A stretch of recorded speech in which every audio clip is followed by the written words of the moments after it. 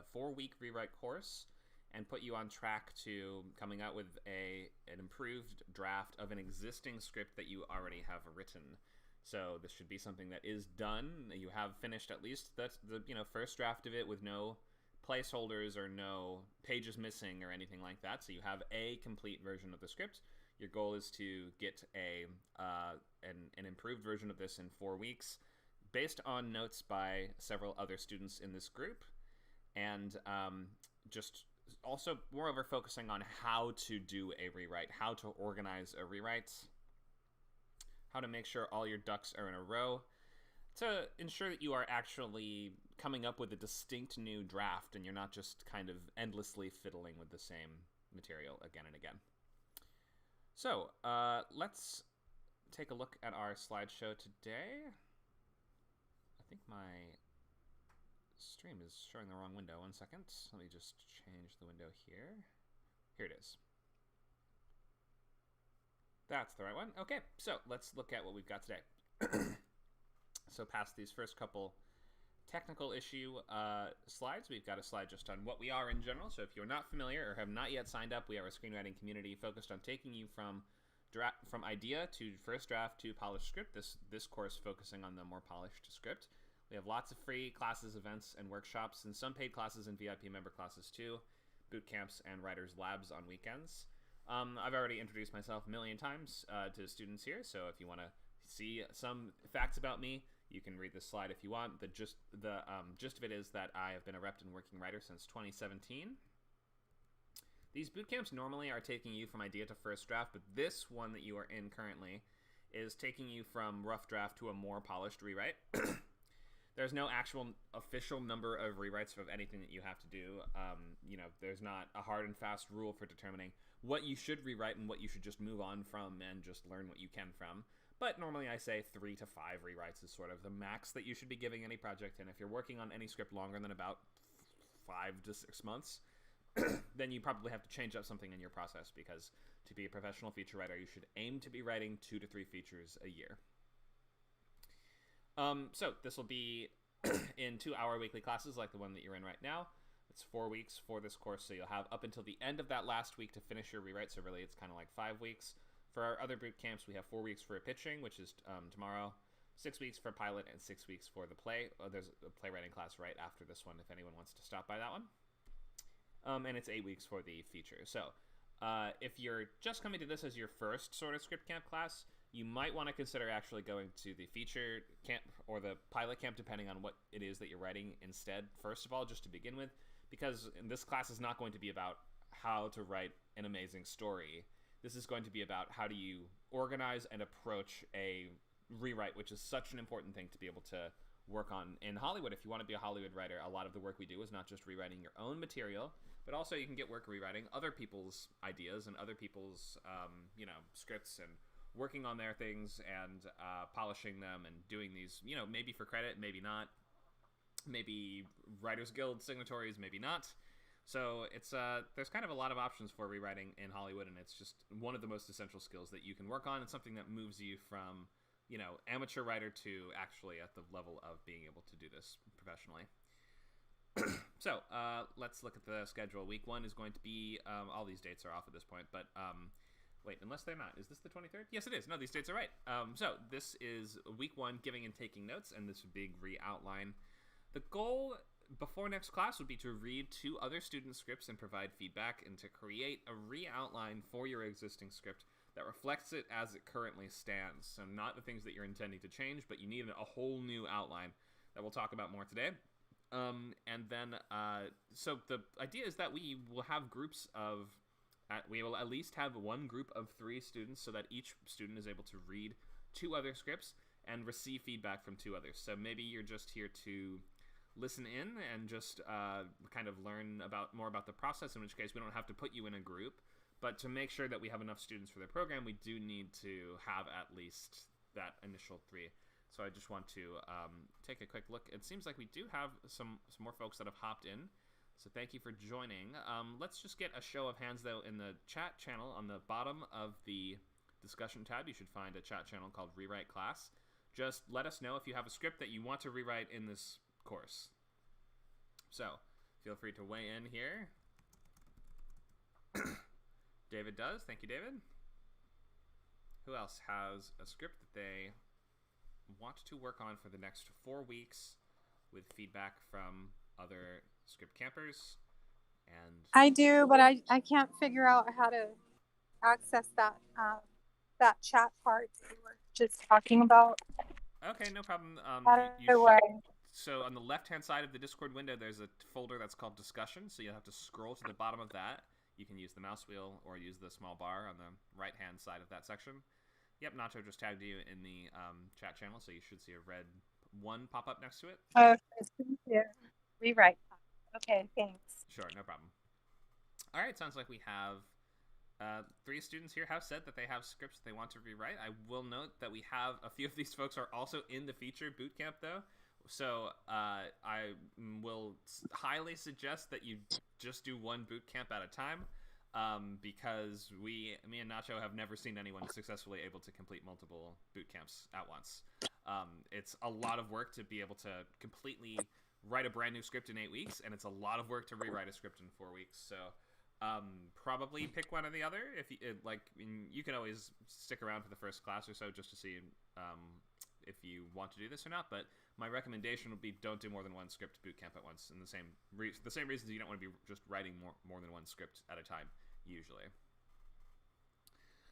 Josh says, I have a short film script that I would like to work on rewriting. However, my main reason for joining was to listen in and learn. Okay, that's fine. Yeah, you can always just hang out and listen in and see more about the process and how I organize rewrites and things like that. To move forward in the course, we will need at least 3 of the members who have either bought the course or are unlimited and will be sticking with it. So hopefully by the end of class today, we can at least look at, do we have a group here? But let's just move ahead with the basics of the class for now, and we'll see who by the end. I guess maybe it would be more helpful to ask this question at the end. Who has a script that they want to rewrite? So be prepared to answer that question. Or if you have to leave early for some reason, just tell me by the end, like, yes, I still do want to definitely rewrite in this course. All right. So rest of the classes week 2 is on the revision guide, structure, and pacing. So this is where you'll be collecting all the notes that you've gotten from your fellow students in this between the first and second weeks.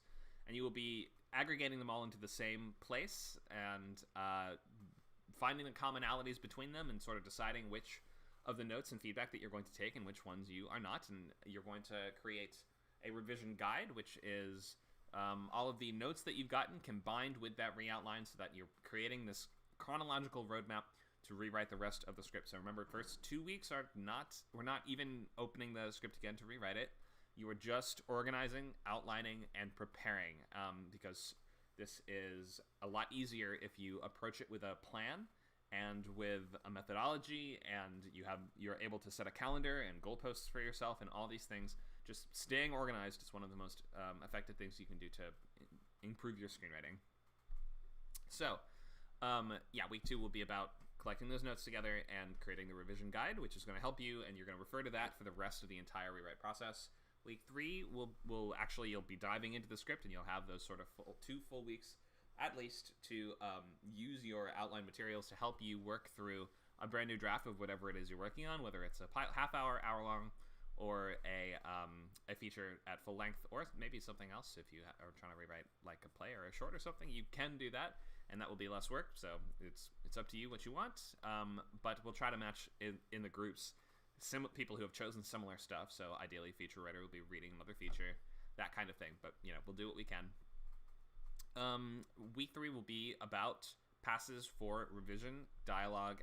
I'm sorry, passes for character, action, and dialogue. So you're going to be diving in and using your revision guide to rewrite your script and try to work a good amount through that week by week. But also we'll be talking about these individual passes that you'll have to make once you're done with the kind of main body of the rewrite. These looks through the script for just particular characters, for instance, or maybe just one character, or maybe just the dialogue needs a pass, or maybe the chronology of the events or the timelines or whatever. Anything that just requires its own full, complete look through and editing pass. We'll talk about that in week 3. Week 4 is about polish and making sure that your tone is all working, and those last little changes that you can make to make sure that your script is really working on the page and is the emotional experience that you're intending to create is really coming through. The rewrite should be done by May 21st. Any questions before we move on?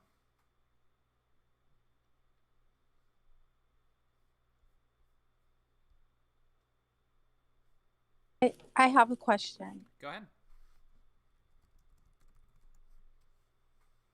You said a couple minutes ago, you said the most important thing is, and then I missed what you said. Do you remember what you said was the most important thing? I do not remember, but I can.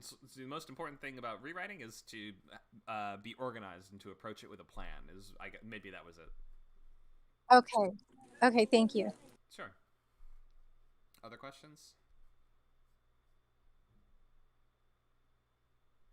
Okay, we'll move on.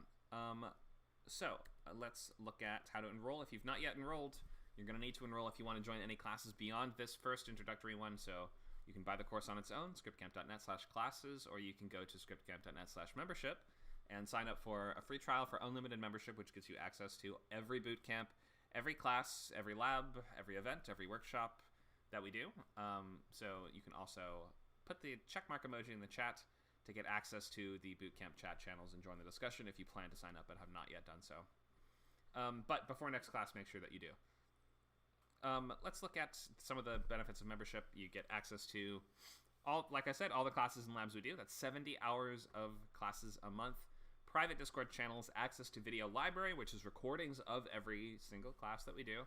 You also will be getting $100 off consultations and proofreads for members. So you can look at these various options here. Let's look at the overview of today's class. So we will discuss first the goals that you will have for the rewrite, because you have to assess what you're actually planning on changing or doing. I mean, just generally improving a script is a fine enough goal, but if the more that you can narrow down the focus of that, the better.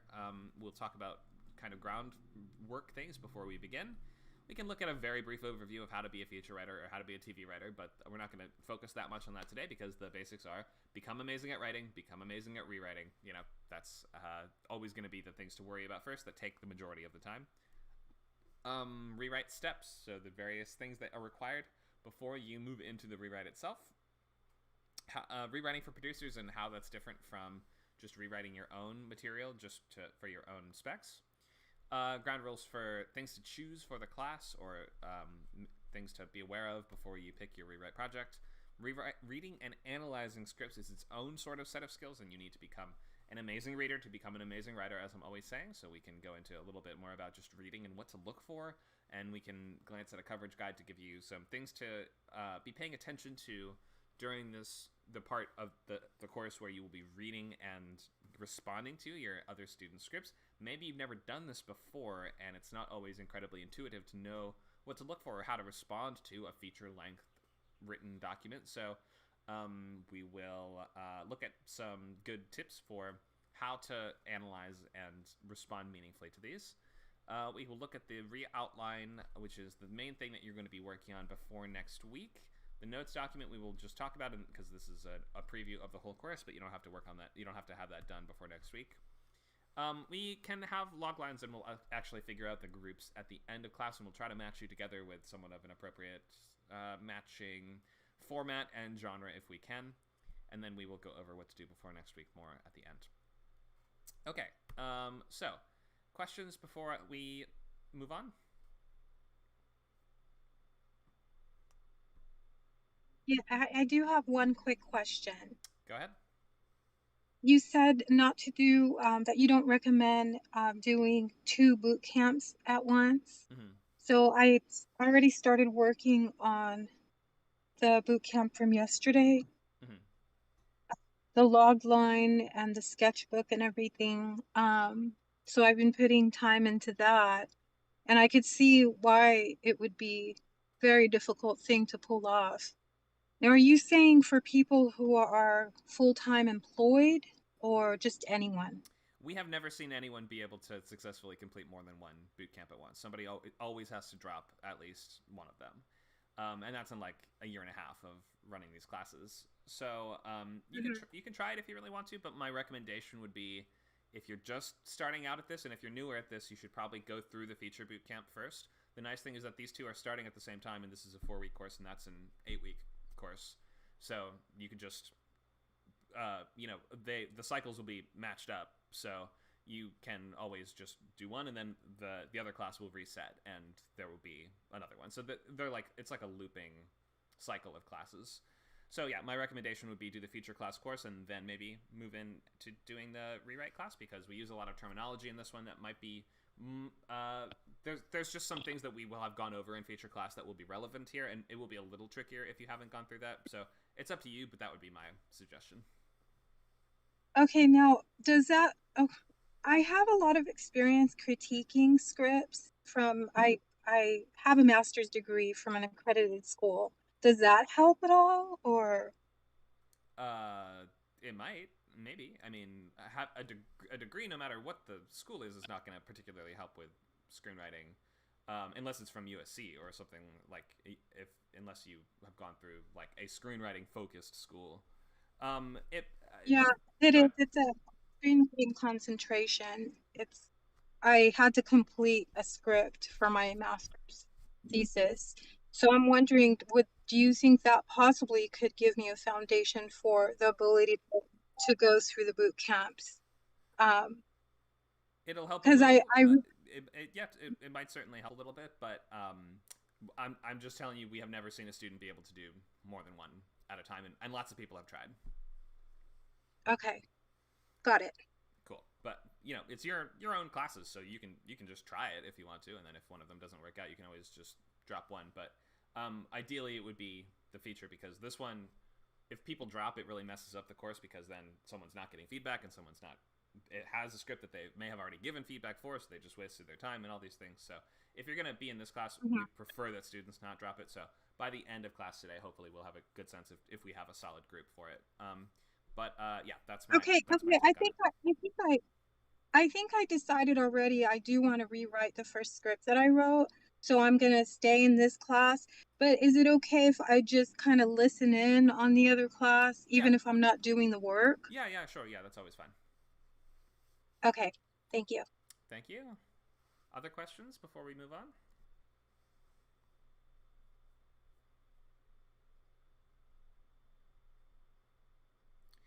All right, let's look at the first few slides of the class. So our first slide is going to be on just what is the thing that you are rewriting. Is this a new draft? Have you rewritten this before? How did you approach your previous rewrites? Tell us what you want to work on. You can use the chat or you can unmute.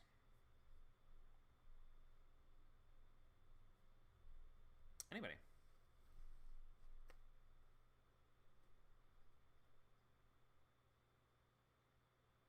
Okay, I have not rewritten this script. I've written it. Well, of course, I went through 2 drafts, if I recall, for the requirements of the final class. I don't have a lot of experience rewriting scripts in particular, but I have a lot of experience critiquing them. Reading and analyzing the scripts of others, because we had to do that as part of our requirement for graduation. We had to do a lot of that. So yeah, I would like to rewrite this script. Okay, great. And what genre or format is it? Is this a feature? It's 106 pages of, I would say, action adventure. Okay. Yeah. Awesome. But it doesn't resemble action adventure in the very beginning, though. I think part of my problem is my my writing often mixes up genres, and then that makes my goal very fuzzy often. Okay, well, Yeah. good to be aware of these things. You can always point certain things out to your readers if you want to. Before they actually go in and give you feedback, you can say, like, I am looking for specific feedback on this, or I'm aware of these problems. I usually recommend that you don't, because then it might make them see problems where otherwise they may not have seen an issue. But you can always, if you have some area that you're like, oh, I know for sure that there's something there, you can always help focus your readers if you want to. Mhm. Anyone else? What are we rewriting? Is this a new draft? Have you rewritten previously? How did you go about previous rewrites? Josh writes, says, I have a first draft of an animated short film script I wrote as an exercise, but I'd like to potentially expand its themes and characters beyond very basic motivations. Okay, great. Yeah, a short film will give you, just it's less to work with, so you'll have more time to go over the material, and you'll be able to get probably more thorough reads from people, as opposed to if they were reading 120 pages. If they're just reading 10 or less, then they will just have more, hopefully, to say about that. And you want to expand themes and characters beyond basic motivations. That sounds like a fine reason to do a rewrite, just sort of generally improving the quality, and it's good that you have a sense already of what needs to change and where the weak points are. So good stuff to know. Thanks, Josh. Who else? I've been working on a short film, a short script. Started it yesterday, so I finished it today, and I think mostly I just want to rewrite it just to because I'm looking at it, it looks perfect, and that's why, and that's mostly why I want to do it because I think I have an issue with attachments to what I write, Mm-hmm. and I can't visualize anything could be wrong with it, and then like that can be not okay, especially when you get critique on it, like oh my god, everything's over with, my world has ended. Sure. So yeah, so I think I'm doing that for myself for just to see because I feel like there's definitely something that can be changed in it. But I just try not to be too attached, so I'm just you know exercise. Yeah, that's a good way to approach it. And you don't think of receiving feedback as a skill, but it actually is. And it's a really important one Mm-hmm. to be a screenwriter. Like the ability to even like we all get attached to our ideas and to our own work to some extent, but the ability to hand something over and say whatever response I get for this, I will accept it and I will say, wow, okay, great. I'll think about how I can, change those things, even if you disagree with it at the very first moment that you hear it. That is a skill and like a muscle that you have to build, is the ability to accept that there are perhaps flaws or things that need to change in the work, and then actually having the ability to move in and decide what needs to change and make those changes. So yeah, these are all just skills to work on, even if you're not going to end up with an amazing script at the end of this, which is never really the goal of any script camp program. It's never to give you an amazing script. It's to build those muscles and to be doing that important training work in every aspect of screenwriting. So thank you for that. Do we have anyone else that wants to weigh in with the thing that they are rewriting? I think the only other one in the class is Nacho. Nacho, will you be rewriting something with us? Yeah, so I'm still I haven't had a chance to I've been a little bit slammed with work and then like I haven't had a chance to rewrite uh first draft of a script I wrote like last summer, which Mm-hmm. was Voices. And that's a script. It's a horror thriller. Basically, I'm a pregnant woman on bed rest. Here's what sounds like a kid being abused in the apartment below, and she sets out to rescue him. And that's when I started doing some of the initial prep for the rewrite, like developing the kind of the reOutline and figuring out some things I want to change, but I haven't had time to actually rewrite it yet. So I would like to do that rewrite Okay, bootcamp. great, cool. So that means that we should have enough to run. As if anyone needs to drop, or is going to miss a deadline or something like that. I said this during the last course, and some people listen, but the you just have to let everyone know. Just tell us and keep everyone informed, and it's fine. No one's going to be mad at you or docking you points or whatever if you miss a deadline. But just keep your group members informed. It's the least you can do, and in fact, it is necessary for the class to kind of work. You need to actually give the feedback that you have agreed to give, and by doing that, you will be fulfilling your part of the contract with your other group members. Then they will be giving you the feedback that they've agreed to give you. So these things are necessary. So please do not be the members of the group project in school that do not pull their weights. Yeah, I was just going to add that also your project that you're going to be getting feedback on, it needs to be ready to post, like say by tomorrow or something within the next day, so that people have time to read it and, you know, post their feedback.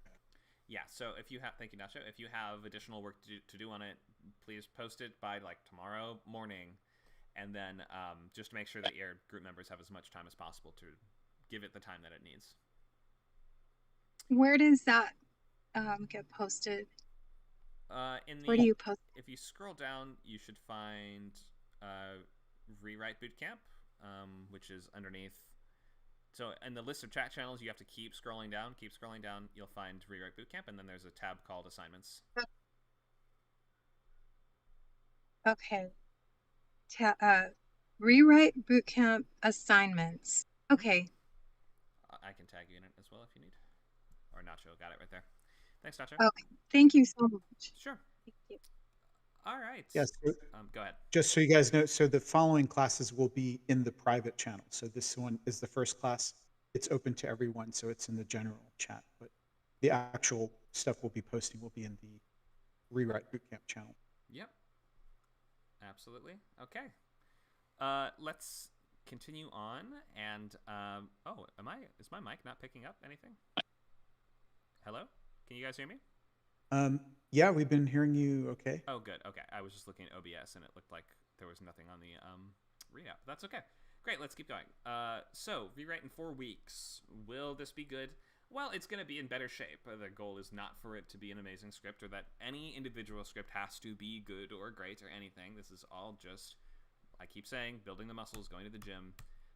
You have to work on letting go of ideas that are not working or that you're being requested to change a lot about them or things like that. This is all part of writing in Hollywood. Your job is to become a generator of unlimited ideas and develop the skills to execute them quickly on a consistent time frame and with a high level of quality. This is work. This takes a long time, and no one starts out good at this. I say if you're spending more than 6 months rewriting a script, you might need to change up your process. You have to really just get used to writing all the bad ones to get to the good ones. I went over this in yesterday's class, I think, and just have gone over this a million times, so I'll just leave this up for a second and say these are the steps to becoming a feature writer, but the only one you really have to worry about if you've not done it, that doesn't make sense. That's always the case. If you haven't completed the first step, you don't have to worry about the other ones. The first step takes many years to do, so if you are within your first, let me say, 24 scripts, don't worry about anything else after step 1, which is just get really good at writing movies. And part of that is getting really good at rewriting movies, because every draft it might be an improvement, and it might just be moving things around or shuffling things to the side. Unless you are going into rewrites with a really specific plan of the things that need to improve, and you know why, and you know that all the changes that you're making and the ramifications that they will have throughout, because you've outlined the rewrite before you move into it, you should not be approaching this without a plan and without a really solid document to work from that is going to show you what you've done so far, what you haven't done, and all these things that we'll talk about in the class. So just to get really good at writing movies, you have to get good at rewriting as well. That's going to be an important part of step 1. How to be a TV writer?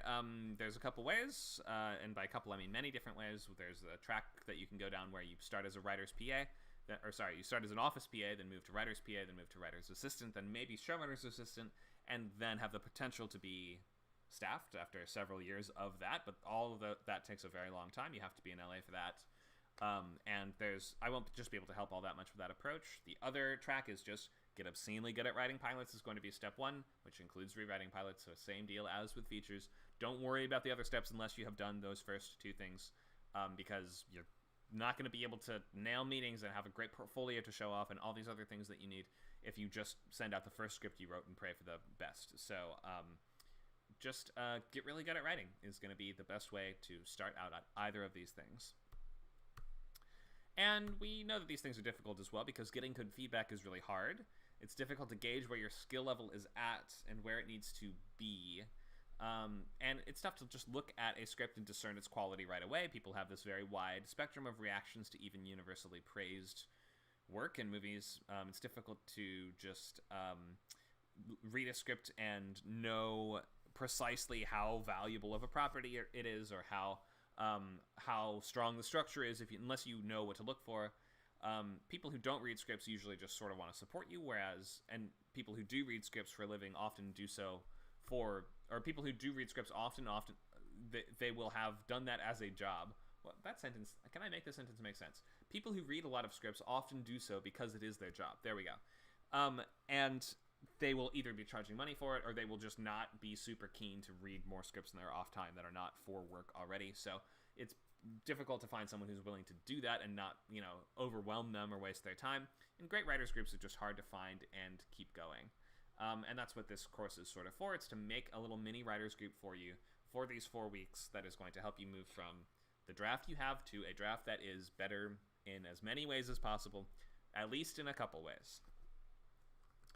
Let me check the chat and see if we have any questions before I continue. Doesn't look like it. Okay, great. So this is the steps. I have a comment. Oh, go ahead. With all the scripts that we had to read for that degree program, a lot of times it was torturous, and I think that's why it's hard to find people to read. It's very difficult to get through some of those, Sure. Yeah. I mean, writing a good script is very difficult. If it was easy, then everyone would be able to do it, and everyone would be doing it. So the majority of work from beginners is just not good. Why would it be good? No one starts out good at something. So that can make it difficult. Yeah. And part of, being a good writing group member is working through the stuff that even though it's, might be torture to get through, just building up the endurance to be able to get through these things and to respond to them as meaningfully and constructively as you can. Because, if you're working in the industry, you might get notes that you disagree with. You might have to read stuff you don't like all the time. You might have to write stuff you don't really like. So just, you will be able to learn even from things that are not working. So just look at them as learning opportunities. And even though it might be a challenge, it's just something you have to get used to. Thank you. Thank you. Rewrite in 4 weeks. This is going to start with the reOutline. And that is going to be a brand new outline of the version of the script that you have. So throw out all other pre-writing documents that you have, or most of them, and you're going to start a brand new blank from page 1 outline that reflects the version of the script as it stands. That is going to help you a lot, just see a bird's eye perspective of what the story looks like as it currently is, and not rely too much on older outline material that you may have deviated from on the journey to writing what you have there. So the second thing is the notes. So you will be getting 2 sets of notes from other students, and you'll be making one new document that you'll be either copying and pasting in all the notes from whatever written version of notes they gave you, or if they are giving you verbal notes, which is another option, but it does require you to set up time with your group member on your own and make a Discord call with them, or a phone call if you want to, but probably stick with Discord. In which you will just tell them verbally what all your thoughts were. That is, you will be giving them enough to at least fill out 1 to 2 pages of, 8.5 by 11 normal, Google Doc. Try to give them at least enough to fill out a full page.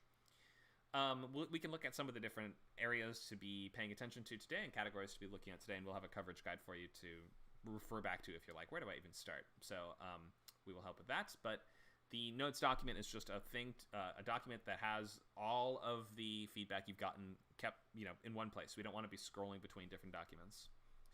Step 3 is the revision guide, which is where you will be making a copy of the reOutline so as to preserve the original version of it. And you're going to be, with this new copy, you're going to be dragging in the notes that you want to keep into their appropriate places on the chronology of your script. So you're going to have probably 1 to 3 pages that represents this is an outline for your entire story, and then you will be marking up exactly what changes need to go where.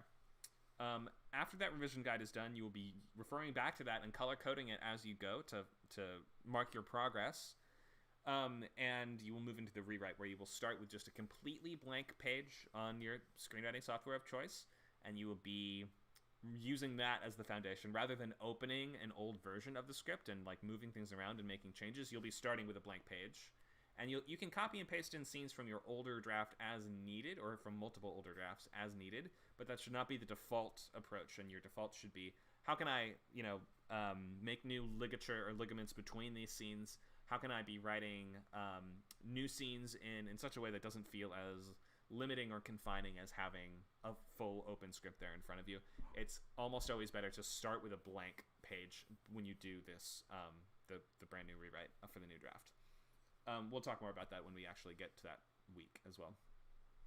And then, of course, we have these extra passes, which are going to be those sweeps through for maybe just dialogue, maybe character, maybe action scenes, maybe character arcs, maybe pacing, whatever it is that just requires its own entire look through still. That is the week where you... Conor, you're sorry, you're cutting out a little. I don't know if everybody else is experiencing the same thing. Okay, thanks for that. Is that happening to anyone else? Or can everyone else hear me okay? I can hear you. Yeah, I can hear you okay. I would think it's probably the connection on your end in that case, in which case you might want to, if you disconnect and reconnect to the Discord chat room, sometimes that helps. Or if you maybe want to reset your connection or your Wi-Fi or something like that. You're coming in loud and clear now. Thank you. Okay, great. Cool. So where were we? Rewrite in 4 weeks. Last thing is these extra passes for whatever still requires its own full look through. So I can also talk briefly about working with, let me check the time. It's 12:40. Yeah, we have a little time. So what is it like working with producers on paid rewrites as opposed to just rewriting your own material, which obviously no one is paying you to rewrite your own stuff unless you have a development deal. So this is super different when you're working with other people's stuff and you have to come in almost like a trauma surgeon when there are, 3 doctors each pinching off different arteries like someone please help. So usually if they're going to be bringing you in, it's because stuff is very wrong or there's a lot of things that are not holding together or there's just major issues in the script. They could be structural. They could have to do with character or motivation or dialogue or any of these other things. So you'll get like a full long, like a too long briefing when you first come aboard. They'll almost always be like, oh Lord, let me tell you where we're at with this. So it could be years of development that they have spent on one script, which might have several different versions of it at the same time that they are trying to cobble together some version of it that works the best between those. Because often a script will have, up to 3 to 5 different writers that come in and do various passes on it. So you have to get good at being the 5th person that gets brought in and has 5 other drafts of the script to read, some of which have the same scenes in them, some of which are completely different, some of which the character names are the same, sometimes the character names are different. And your job becomes to become like you have to take over a surgery in the middle. Basically, you become the head doctor in the middle of the surgery. Is that really called the head doctor? I don't know anything about medicine. Whatever, the guy that calls the shots in the middle of the surgery. And they're still your bosses. Basically, they still can veto stuff and tell you what to do. And it's not your story, so you still are working for them. So you can't actually think of it as yours. You're going to probably end up doing like 25 to 30% original material for it. And when it comes down to guild arbitration, it can actually break down the percentages of words that each individual party has contributed to a script. And sometimes that can be the deciding factor for who gets full credit arbitrated for any individual project. And you might end up having to push for a screen story or credit or something like that if it ends up that you are changing so much between adaptations that it's like a completely different thing. But normally, they don't want you doing any of that. They just want you to kind of come in and do what they say. You're a hired gun. And as a hired gun, you need to sort of figure out what the problems are very quickly. And you need to take notes on each draft of the script that you read on what changes. And just in your head, you should be assembling what would my perfect version of this be, which means that you need to be an absolute expert when it comes to structure. So make sure that you're using the same sort of structural conventions and terms that the producers you're working with are using so that you're getting everyone on the same page, which is sort of at the heart of why this is so difficult and what is the real challenge of doing rewrites. It's keeping everyone on the same page. And that might mean that you have to write outlines of the previous drafts that you have been given in order so that you may show them to the people who that you're working with on this and tell them, look, in the previous draft, this is where this fell, but it needs to move, in fact, far later to down here. That might not really be possible unless you go the extra mile to make that extra documentation and basically just deliverables that you aren't even being paid for in order to make sure that everyone knows what the story is, what the story has been, and where it's going. A lot of what you're going to be doing is taking things out because, especially, I don't know why this is, but I mostly do horror thriller rewrites for low-budget production companies and writer-directors, and most of the time their drafts are like 30 pages over, and you're like, why did you even turn in a thriller script on 120 pages? What are you thinking? But then that's what you have, and your job is going to be taking stuff out that isn't fitting, that isn't working, and moving things around into a better shape so that the movie is just stronger overall. You can rewrite the dialogue and stuff a little bit, or as much as you want. But if you change it too much, you're going to end up trampling on stuff that the producers liked, and then they're going to just get flustered and annoyed that things that they liked before are now gone without you warning them. So they might just tell you to put it back in the proceeding what do you call them, passes that you're doing.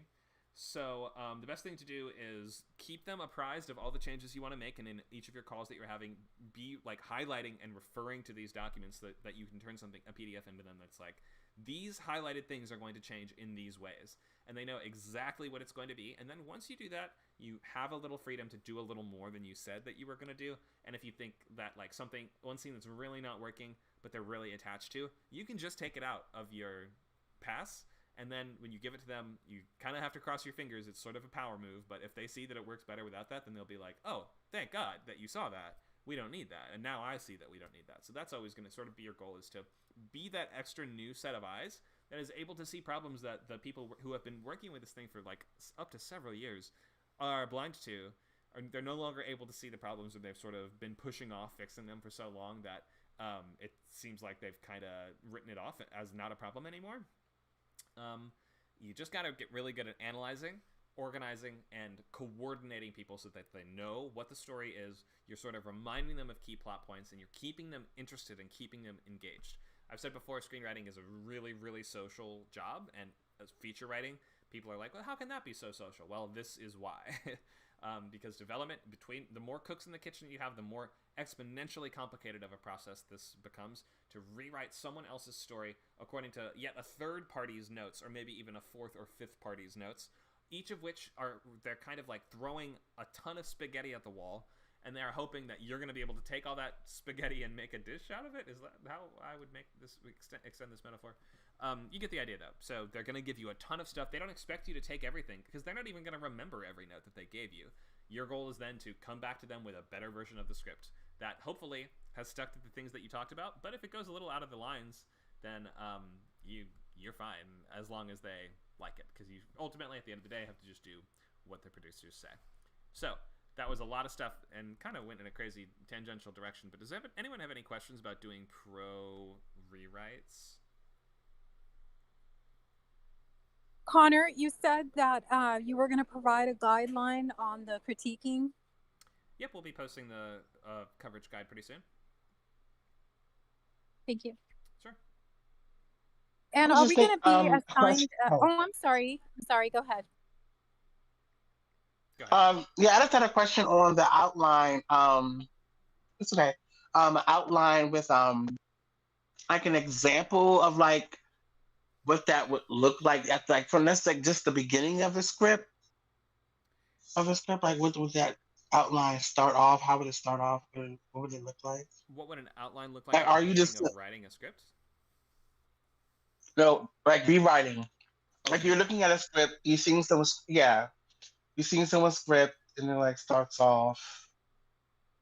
A mom comes home, kids laying on the floor a day, and then all the dialogue with that. It's just like, do you just write on the outline what happens? Yeah, the outline does not have dialogue in it. You don't have to write out the lines. This is just like 1 or 2 sentences per scene, basically. So you're summing up what happens in the scenes as quickly and efficiently as possible in 3 sentences max each. Perfect. But we'll have examples, and we'll talk more about that soon. Does anyone have any questions about doing professional rewrites? Okay, we'll move on, and we'll start going into more examples and things. So, ground rules. First, this needs to be ready for feedback by the end of today. Well, I will say, by tomorrow, so post it tomorrow morning. Get used to the idea of sharing your work with me, as fellow students, and everyone, even at these early stages, as we often say. If you're going to be continuing in the bootcamp, you must use a real name or, pen name, so after this class, you will have to change your Discord name if you are not using a real name as is. You can continue and just pay attention, audit the class basically and continue to participate in the camp, even if your script is not ready to share, but then you just will be missing out on this sort of feedback stage. But feel free to just watch along if you'd like. I think I'm going to skip this discussion question for now and just move into the process a little bit. So, the reOutline, this is where you're going to have to make a list of every single scene in your script as it is. You're going to describe what happens in each of these scenes, ideally using, practice using not that much shorthand is what I will say. So let's just say practice using no shorthand. So when I'm writing these just for myself, I will sometimes abbreviate character names or events or scenes or things that I know about. But just to get used to the idea of working on these pre-writing deliverables like the reOutline that someone else would be able to read and decode and use as a document for themselves to work from is just a valuable skill to have. So write out the full character names. I mean, you don't have to go way overboard with this, and you don't have to spend 5 paragraphs on every scene. You're just trying to sum it up in a couple sentences. But at least it should be something that would generally make sense to someone else if they were reading this. So the page counts, if you are thinking that there are major structural problems in the script, you may need to write out the page numbers over each of the scenes. So you say page 1, this happens, page 2 to 3, that's this scene, page 3 to 4, it's this scene, just to assess where the structural problems are. If you think there are no pacing issues and there's no structural problems, you may not need to do this, but it is just useful to do. This is probably going to be a document just for you, like I said, but if you're doing paid rewrites or working with others, this can need to be something that others would need to be able to understand. So we'll look at some examples of this, and you can start this document now by just going to Google Docs and making a new document and titling it Name of Story reOutline. And at the top of the document, you want to add your title, genre, logline, and comps. And if you are going to be changing any of these things, like you're like, I'm changing the direction of the story, so it's going to be a different genre or different comps now, then that is where you would put those. But for the logline, you want to just put the logline that would reflects the current project as it is. So go ahead and do this now if you have not already. And this is just, remember, a blank document called reOutline name of script. So I'll give you a second to do that while I bring up some examples for you to look at. I'm sorry, Connor, you just gave an assignment to post our log lines, or I think I just spaced out for a second. I'm sorry. That's okay. So you're making your reOutline document, so you'll go to Google Docs and make a new document that's titled Title of Script reOutline, and then at the top of it, you're going to add the title, genre, logline, and comps.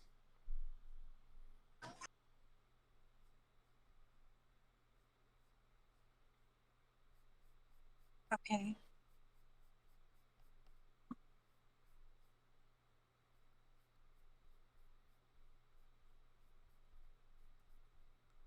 So something like this. You see we have the title, concept, comps, and logline.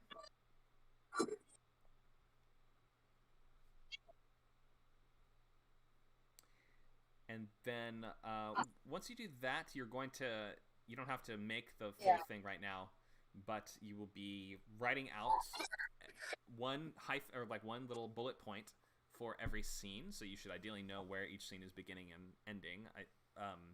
I would think that you would, as someone who has spent a lot of time with this script, but if you're unclear on that, now would be the writing this document might be the process of you figuring out where does one distinct scene begin and distinctly end. And let me find a better example to bring up, actually. Here we go. Okay, so here's just a look at my. This is a revision guide, so you don't have to worry about the colors or the markup on this right now. But this is what my outlines my reoutlines kind of end up looking like. It's just very simple description of what happens in the scene in one sentence or less. So you are going to be more familiar with the script than anyone else, so you're going to know exactly what is important in these and what needs to be left in and what can be left out. But try to just summarize it as efficiently as possible in 1 to 2 sentences. Just one bullet point each. And to tell you a little bit about the color coding on this revision guide, the way that you will eventually be marking this up is the green highlight is going to indicate sections that are fine and can stay as they are.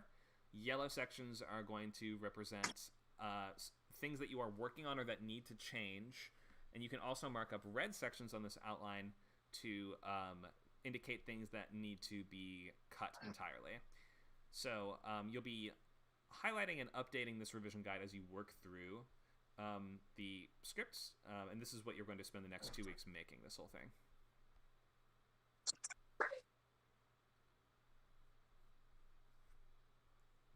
So, let's see, what do we have next in our slideshow here? I went into my Google Docs and I made the document, and I pasted it into the assignments. Okay. And when I clicked on it, though, it brings up a whole bunch of like foreign writing, and I think it's because my VPN is set to another country, and I need to put it back on the United States. So I don't know. I'll figure that out. So okay. The link that you left in the chat, it looks okay to me. I'm not sure what you're seeing on your end.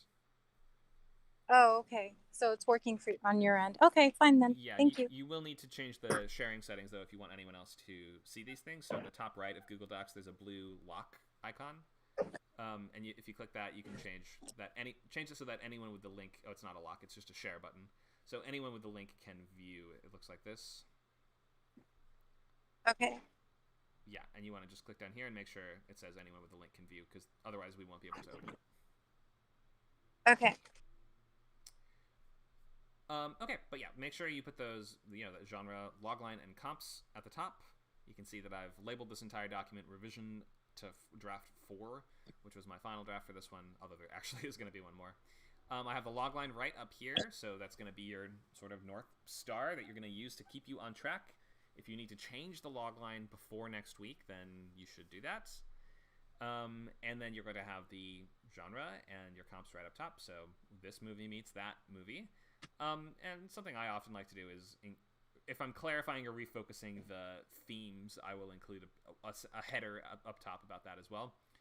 You don't need to do what I've done here. I have included a character list, but you don't need to do that unless you're writing an ensemble movie with, like, you can see how many characters are in this movie, so I needed to do that in order to keep it straight and figure out, do I have to cut any of these people or combine any of these people or anything like that. So unless you have 12 main characters in your movie, you don't really need to do that. Okay, so Go ahead. What does cops mean again? What is that again? Comps? What is what? Sorry, can you spell it? You said comps. Oh, COMPS. Yeah, comps. That's, comparable movies. So you can see for this one, I wrote this Western. It was like Unforgiven meets Yojimbo. So you take one, like, you can think of it like the world or like the setting of one of these, but with the style and the approach of the other of these. That's like a way you can think of it. It's just two movies that are similar to yours that are going to give the impression of what you're going for and help people understand what you're trying to make. These are used a lot in the industry, and so it's important to be able to come up with comps for your project. Try not to pick something that nobody will know or that a 19-year-old intern at a studio would not know. You don't get bonus points for picking things that people don't recognize, so it has to be something that communicates what your script is, using something that's in the general, sphere of media that you can expect a stranger to have heard of, at least. And just pick 2 of them. Don't do more than 2. It shouldn't be like, Unforgiven meets Yojimbo meets Star Wars meets Harry Potter meets Lord of the Rings, like that. It just gets confusing after you do 2 of them, so just pick 2 other movies. Any questions about Thank you. Connor, I'm sorry, you go ahead, Moonshine. Or I'm sorry if I got your name wrong. It's okay. No, I was just saying thank you. Yeah, there was no question. Go ahead. Okay, I'm sorry that I do not have the comps on my file yet. I was never asked for that during my education. But of course, with novels, yes, you do have to have those comps. So that's something that I've really been trying to educate myself about, bringing up those comps, which requires some research. So I don't have the comps yet. The question that I have, though, is when I switched my access to anyone with a link, it also gave 3 options: viewer, editor, and commentator. So what about those options? You just want viewers. Do I need you just want people to view the document. to view? Okay. Yeah. Got it. All right. Yeah, I can open it fine. But yeah, so if you don't have comps yet, then you just try to add them in by next week. This is mostly for you to, crystallize and solidify what it is that you're working on, and to make sure that you have a clear vision of it from beginning to end, which might mean by the time you get to the end, you need to change one of the comps to better reflect the project as it currently stands. But these are things that just feature and TV ideas just kind of need. They need a genre, they need a logline, and they need comps. And that's just like Hollywood 101. So try to have that for next week. And then other things, yeah, if you don't have a logline for the project, you might need to write a new one. What does a logline normally look like? It looks like when inciting incident occurs, an adjective protagonist must conflict before or else stakes. And that is something that we cover a lot in the feature class, and we cover TV loglines in the TV class. So feel free to check those out, or the many recordings that we have in our video library if you are a member of those classes. If you need more suggestions for how to make loglines work, we can look at loglines right now. If you guys have any that you're not sure of, or maybe you just need one for the movie. Does anyone have a logline that they want to leave in the chat for us to review? And Connor, I am aware that what I wrote is not a log line at all. So I am working on that. I don't remember what it is from my completed script, and I don't have it next to me. I'm not sure what it ended up being at this point, but I will definitely, I'm sure it's not as good as what it can be to reflect the project. So I'll be working on that. Thank you. Okay, sure. Yep, that's fine. So yeah, just by next week, work on it and refine it as much as you can. This will also, if you have just like even a bad one will be okay, or even a not perfect logline will be okay, just to communicate what the story is to the people in your group that are supposed to be reading it, and just so that they know how much the aims for that story project or any of those things. So it's okay if you just have a temporary one to use for now by the end of class. At least a title and genre, I mean, so we can find group members that will, be of the type that will enjoy that sort of thing. Looks like we have some comments from Twitch. Hi, Suo Nova. I don't know what this other thing you said was. Ducky B3 Pog. That might be a computer virus or some kind of strange emoji. I don't know. It's an emoji. Yeah, it's like a little rubber ducky emoji on Twitch. Okay, yeah, I don't know Twitch at all. So you got to teach me, Suo Nova. You got to teach me all the little emoji tricks so I can be cool. We should stream this on TikTok. Can you stream on TikTok? I don't think you can. They have something. Yeah, they have some kind of live streaming. We'll have to figure it out. Yeah. We'd have to, because it has to be like vertical. So either you're going to be like squished, or God, it has to be vertical. You know what I mean? I mean, at least because people watch it on their phones like vertical, right? But I don't know. We can figure it out. Yeah. Well, okay. Maybe. And you have to have like at least 1,000 followers. You do? Oh man. To go live on TikTok. Mm-hmm. Good to know. Well, we gotta get a bunch of bots fast. Just kidding. It's fine. So Nova says it's an icon. Thank you. Well, just teach me all the tricks. We're glad to be on Twitch, YouTube, Twitter, all streaming live. If you're just joining us, this is a free introductory class for how to rewrite a script. This is Screenwriting with Script Camp. Every week we have many classes, some free like this one, and some that are for paid members that we go through. 8 weeks for a feature course, 6 weeks for playwriting, 6 weeks for a TV pilot, and 4 weeks for a rewrite. Lots of cool stuff to check out. Scriptcamp.net. Let's look at some other slides here. So we've looked at an example of the reOutline, which again, remember, looks like this. Let me take the colors off just so that it is, if that's confusing at all. But this is an older one of mine. So you just want a couple sentences for each scene. I have way too many sentences in a couple of these scenes, but for your own sanity, see if you can just break it down to 2 to 3 sentences each. You want to just summarize what happens in that scene and what's important there. So maybe say the location at the beginning of it if you need to, but you don't always have to. This is not actually in a proper format of any kind, but you can see I've put the location of some scenes and then I've just said exactly what happens. Richie fails to sell the broken sword. Izo buys the sword from them and asks where the town is. That's like the quick, concise version of that scene. Obviously, there's a lot of dialogue there, but you have to just kind of get good at summarizing. That's a lot of what the rewriting process is going to involve, is the ability to summarize and truncate things, and just the in order to write outline material, you have to just be able to condense story. So practice doing that. We have seen, so that's the reOutline document, and that's the thing you're going to be working on for next week. So yeah, full card, or full bullet point for each scene.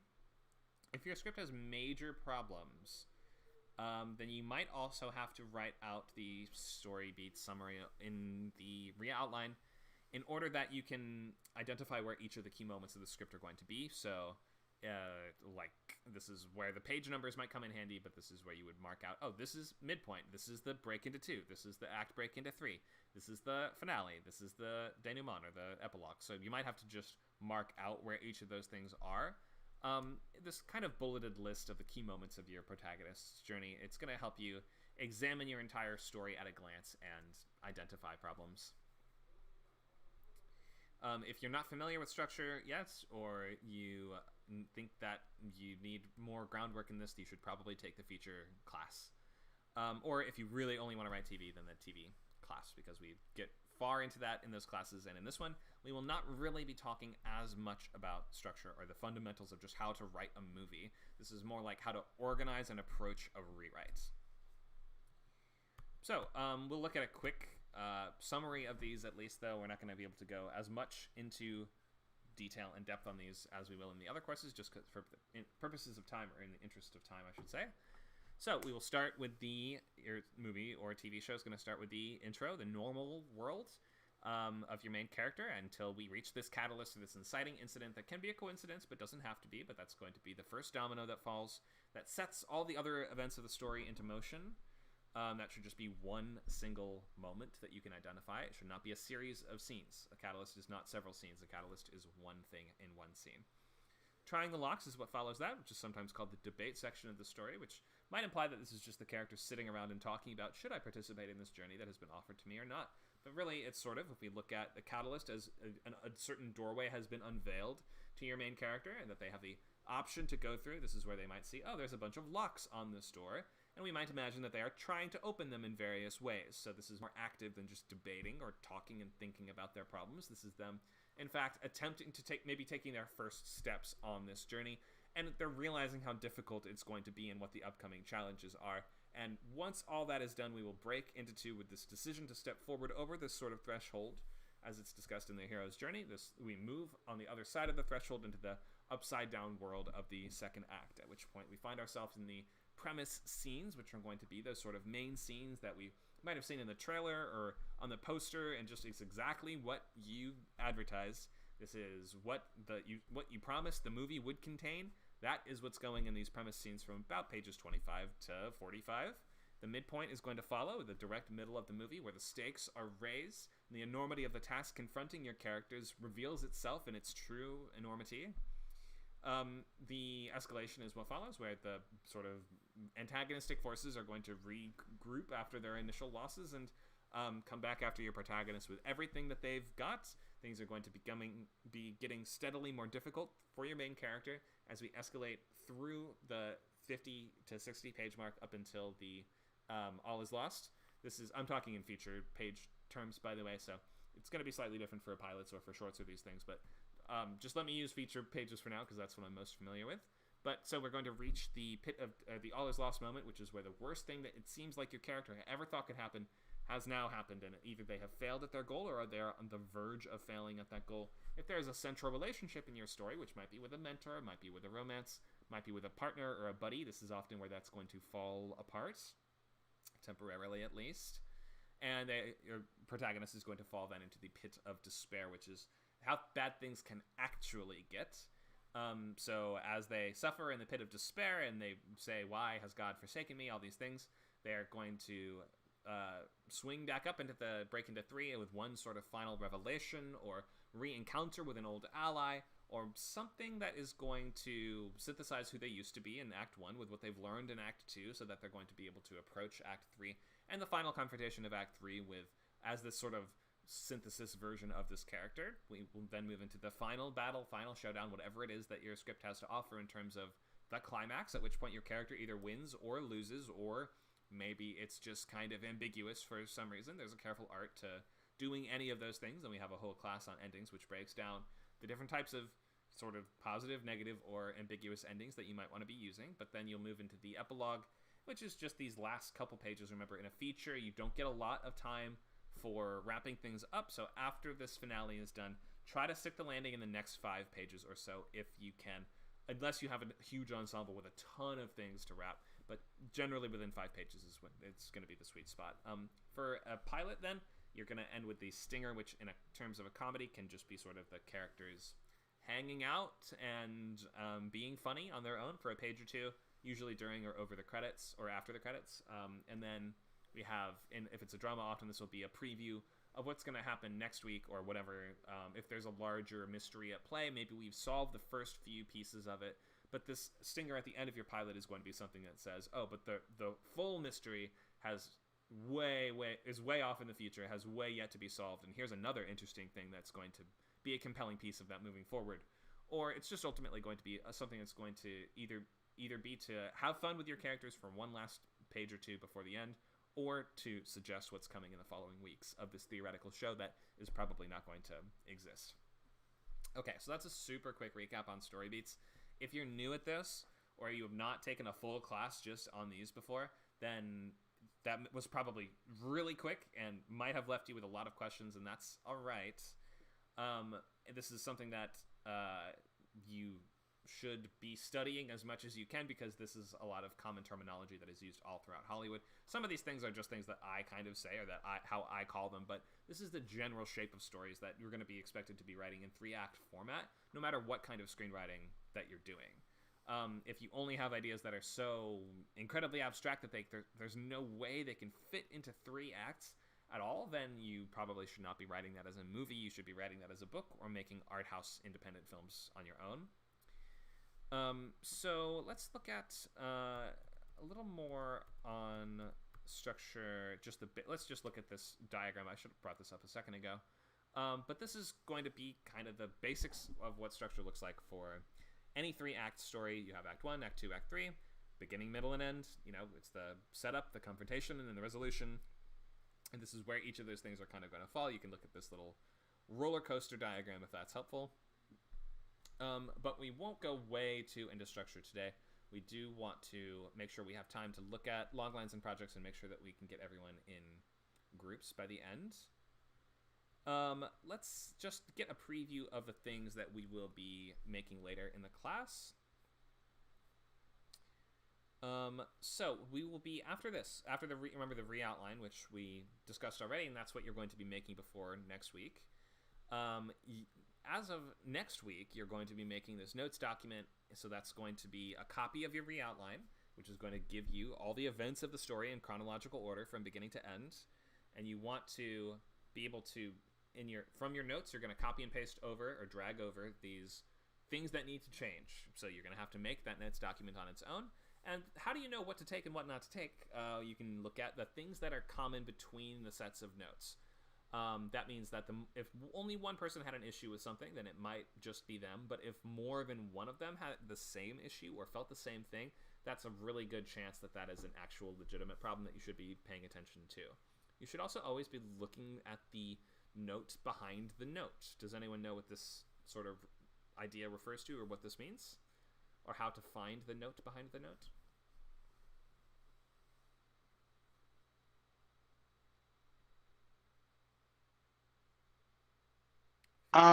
Does it mean the perception? Does it mean the perception of it? What is being perceived? You mean the writer's perception or the note giver's perception? What do you mean exactly? Oh, I'm thinking about something else. Never mind.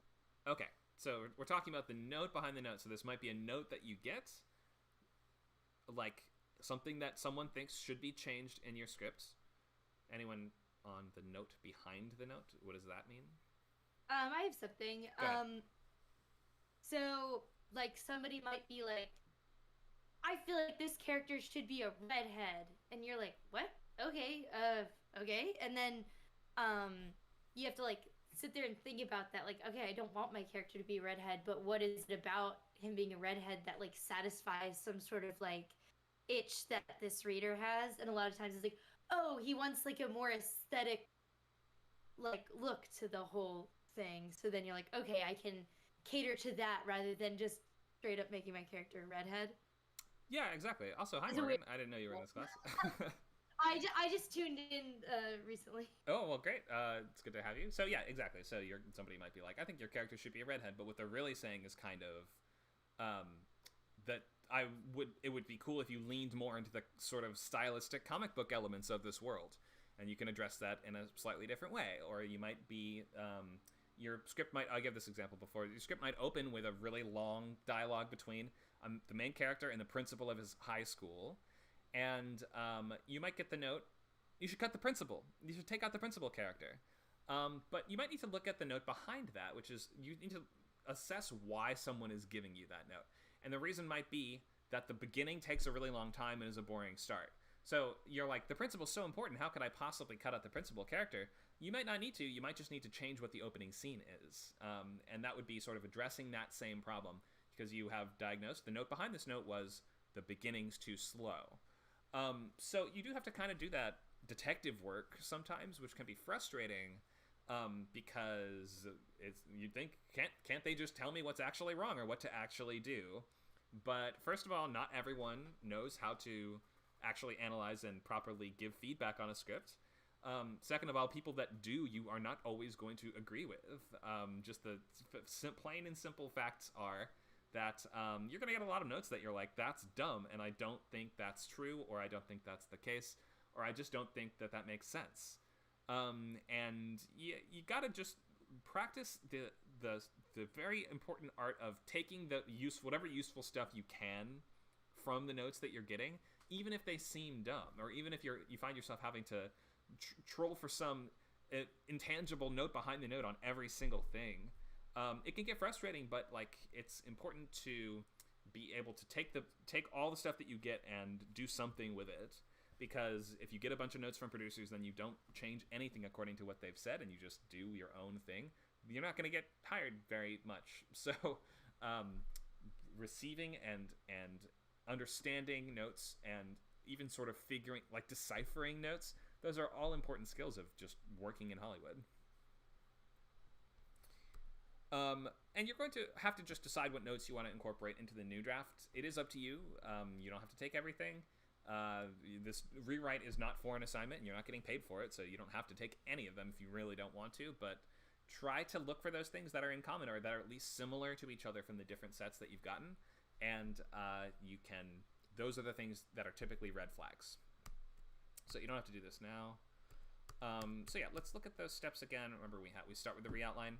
Next week, we'll have your notes, and you'll make your notes document. After that, you'll make your revision guide, which I showed you a quick preview of, and you don't have to worry too much about now, but that's basically just those first two steps combined.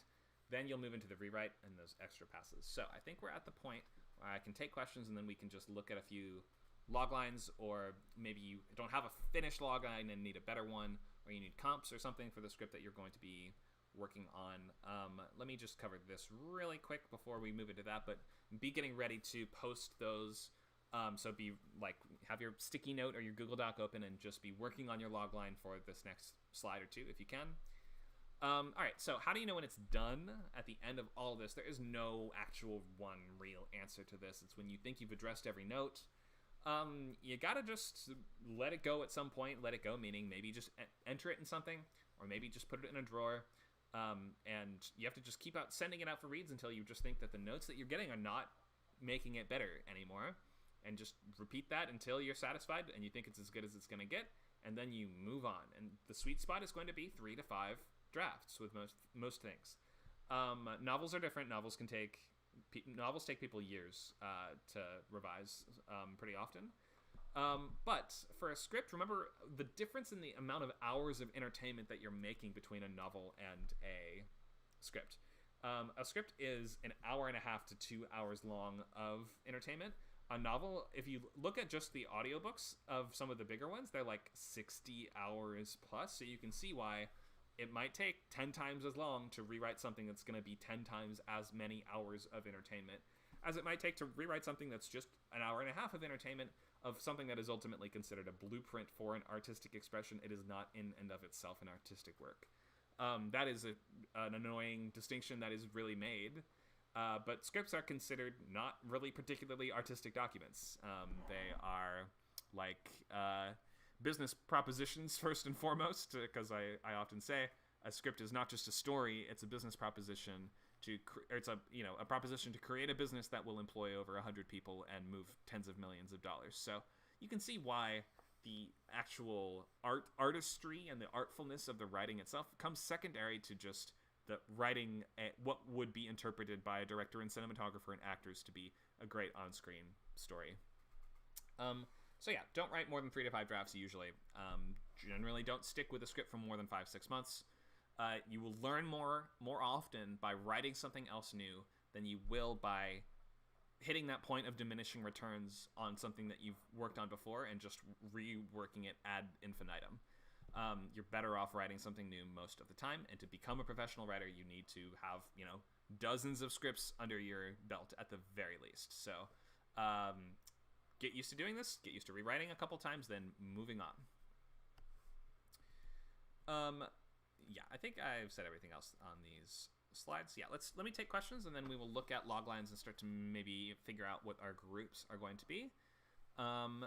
What questions do you guys have based on what we've talked about today? I just have one question. Could you explain what midpoint meant again with the character beats? Yeah, sure. So again, we can go way more into that in the structure-focused classes and the feature writing bootcamp. But the midpoint is the direct center of your story, and it's usually going to be a moment that the stakes are raised, and perhaps the enormity of the task facing your characters becomes fully evident and apparent to them. So if this is going to be a movie where your characters are fighting giant bears, then this might be the first half of the movie. They've been trying to fight one giant bear. They kill the bear, and then they hear in the woods, oh, a bunch of bears are coming. That was only one of a whole colony. They come in colonies? What do bears have? Or a den? So group? it's a whole den of bears. So we may have thought that we completed our challenge, or we defeated a significant portion of the challenge facing us, but in fact our troubles are just beginning and they're about to get much, much worse. So that's what the midpoint is all about. Stakes are raised. Thank you. Sure. Other questions about what we've talked about today before we start posting log lines and genres and things to find what group you should be in? Go ahead. I posted my my script, and for some reason it's only 98 pages. I thought I ended with 106 pages, so I think that I must have done something to it and I don't remember. I wanted to leave a cliffhanger so that I could write the second part, but that's never happened. Well, actually, if you count my recent novel that I finished, it works together with this story. But anyways, I rewrote the log line, and I know that it still does need work, but I'm kind of like on the go right now, not at my home or my desk or anything. So I'm just kind of winging it. But I did rewrite it. And so I'm just kind of wondering, did that file go through? And are you able to see the new log line? The log line that I just now updated on that page for the rewrite. Sure, I'll take a look. I will say the drive link that you just posted also has that sharing issue, so you'll need to change it so that anyone with the link can view it, because right now it's on private.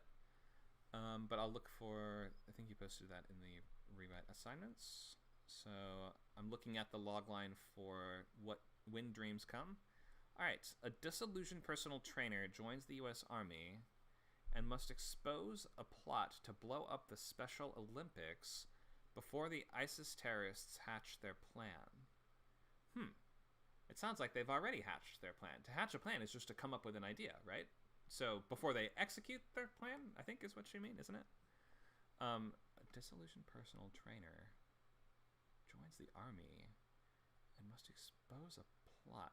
So normally people in the army are not exposing plots, right? Is your character more of a spy? That's a good point, because she goes, that actually affects her military service greatly throughout the script, because she's going outside her lane, you know. Oh, okay. So yeah, I would mention that in the logline then. You might not need to if her joining the army is pretty early in the script. It seems like you might have enough going on here that you may not need to mention her joining the army unless that's a super important part of it. If the inciting incident is really like a member of the military goes outside of her jurisdiction to expose a plot, that might be sort of more along the lines of your inciting incident. I'm not sure from having not read it though, but I was just a little confused by the wording of this here, because normally, if you're in the army, you just do what you're told. You're not exposing anything. A plot to blow up the Special Olympics before ISIS terrorists execute this plan. I think something like that would be how you'd phrase that. Yeah. So yeah, that sounds pretty good. I mean, the fact that she's a personal trainer, is that that's what's linking her to the Olympics in some way? No, not really. No. Then why That's did you not mention that she's a personal trainer? Well, that's how the book was written. She's an working as a adaptation? personal trainer. Yeah, it's a book that I wrote. Oh, that you She's wrote. a personal. Yeah, Okay. she's a personal trainer and a real estate agent at the same time, which doesn't exactly work out for her. She starts to become, well, she's going through it. There's a lot to it. I think that's why adaptations are so hard, because there's so much going on in a book versus a screenplay, right? In a film, it's, yeah. So I think that you gotta, and how you describe your protagonist in a logline for a feature film, you have to find something that is going to describe them in terms that are relevant to this story. So I was trying to connect why is this person exposing this plan, and all I could think of was, oh, she's a trainer, so that's what must have attracted her to the Olympics in some kind of way, or like a terrorist plot involving the Olympics. Really all we have here in terms of the feature logline is woman needs to expose plot to blow up the Olympics. Is there a central relationship here that you can bring to the forefront? Or is there something more specific in terms of the hook that we can maybe emphasize or focus upon? Maybe that she's going through a divorce in the beginning or something. Okay, and that is affecting what she's doing in this sort of plot? Yes, her decision to join the army is a means of escaping the reality of her failing marriage. Okay, let me. I mean, I haven't. When in the story does she actually join the army? Like, how far into it? That's the end of Act 1. I can't remember. It's been a long time since I even looked at this stuff. Okay, no problem. So that just might be something to look at. If it's early enough, I probably wouldn't even mention she joins the army. I would just phrase it more in terms of like, a person of this rank in the army goes outside of her lane in however you want to phrase that, to when she discovers, or uncovers this plot to blow up the Olympics, and now you need to just make it clear why she's the one person that can stop it, or why she's the one person that should be the one to who can stop it, in the logline. So, hope that helps. Did you have more questions about this? So I'm hearing that you're saying that the idea of her having the dreams about the plan for this attack might be important for the logline. Wait, dreams? What dreams? The back of the book says, woman. Let me see if I can remember. I only have one copy left of that book. One woman's adventures or something into a world of dreams and an international terrorist movement. One woman's, I can't even remember. I think I wrote it down on the thing. But also, are you able to access my screenplay now? Because I think I. Yep, that works now. But it's a docx Hopefully, file. Do you have a PDF of this? I need to make one. Okay. Yeah, I'm gonna have to make one. Right. I have so much on my drive that it's just overwhelming, and so it was really hard just to find that file on my drive. But there it is, and Okay. it's apparently I did something to it. Anyway, so yeah, I'll Right. I'll write a whole bunch of log lines and just see which one is gonna work for this. Okay. I'll just write a whole bunch of them and see what happens. So this the script has a bunch of stuff at the end that I don't think is part of the script as of page 88. It seems like it ends and then there's a bunch of other material on here. So when you re-upload this, just make sure it's a PDF and make sure it's just the script. There's like deleted scenes down here. This must just be part of your pre-writing. Oh, you know what? That could be a file from when my professor was overlooking it. I'm not sure. I have so many files. They're similarly named, so I may have to upload the final okay, version of that. Yep, just make sure it's just the script and it's a PDF. And I didn't get any of that dream stuff that you were talking about from reading this logline. I can see above it you've written one woman's experience into a world of dreams and an international terrorist movement. I have no idea what that means though, and it doesn't actually seem. Is this a supernatural thriller? No. No. Then what do you mean by world of dreams? The protagonist has dreams signaling the planning of these attacks. And it's not supernatural? There's more than one. Well, I mean, I guess it would be considered supernatural now that you're making me think about it. I mean, I suppose that could be considered a supernatural event. Yeah, I think prophetic dreams that divine the future. I think how would it not be, right? So I think that. Okay, yeah. If that's I think really key to how it's working, that needs to be in the log line. If that's going to be the hook of the movie, if you have like. Oh, okay.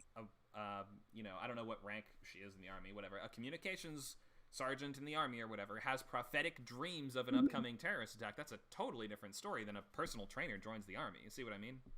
Oh, okay. Yeah, that makes more sense.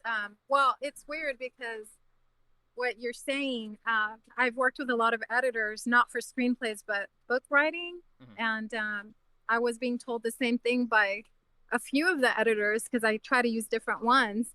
And that's exactly the feedback that I got was, are you sure this isn't a paranormal or magical realism or something? And I was like, oh, I guess it is to, most people, but I don't know. It just seems kind of normal to me, but that's, yeah, I do understand. That does sound a lot better. Has prophetic dreams about an upcoming terrorist. Well, and it's not just one thing that happens, but that's kind of like the culminating event of the film. Oh, I see. Right. Okay. So that's fine. That makes sense for a movie. That would sort of be the climax of the movie is the actual event begins and the attack probably begins, and she needs to stop it before it gets too bad or before it gets worse. So yeah, good. There's good stuff here. Just you're right. For a movie, it's very different than a book. Like you have to have a narrower scope. A movie you need to be able to sum up what a movie's about in just a sentence much more. And with books, it's helpful to be able to do that. But you can have a lot more going on in a book than you can in a movie. And a movie is like a short story, it's closer to a short story than to a book. So try to identify what the hook of the story actually is. It sounds like the hook of your story is, in fact, psychic army lady needs to stop a plot. I think that it maybe should be written as a pilot, I'm thinking, because I don't know. That's also a possibility. I mean, you can also just have that in your rewrite goals. If one of your goals of the rewrite will be, I need to reformat this as, I guess, an hour-long pilot, probably. But that would be, so you'd be cutting out about half of it, so it would be just about 60 pages, and then you'd have to think about some things differently. So maybe consider taking the pilot class as well when you can.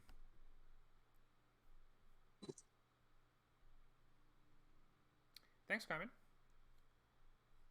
I have a question. Yes. Oh. Thank you. Okay. My question is, can the antagonist be like in like the premise of the logline? Often they are. They don't have to be. You have to. I mean, often the antagonist is sort of the stakes, aren't they? Like, if your hero doesn't do something, then this bad thing will happen. The bad thing that will happen is quite frequently the bad guy will do something, right? So, it's the ticking clock. It's like they have until this time before, their parents come home and the party has to end, whatever it is. So, yeah, like I would say about 70% of the time you would include the protagonist in your logline. Or, I'm sorry, the antagonist in your logline. I'm saying the antagonist's perspective, like with an example you just used, like you have to get home. They have to get everything together before their mom get home.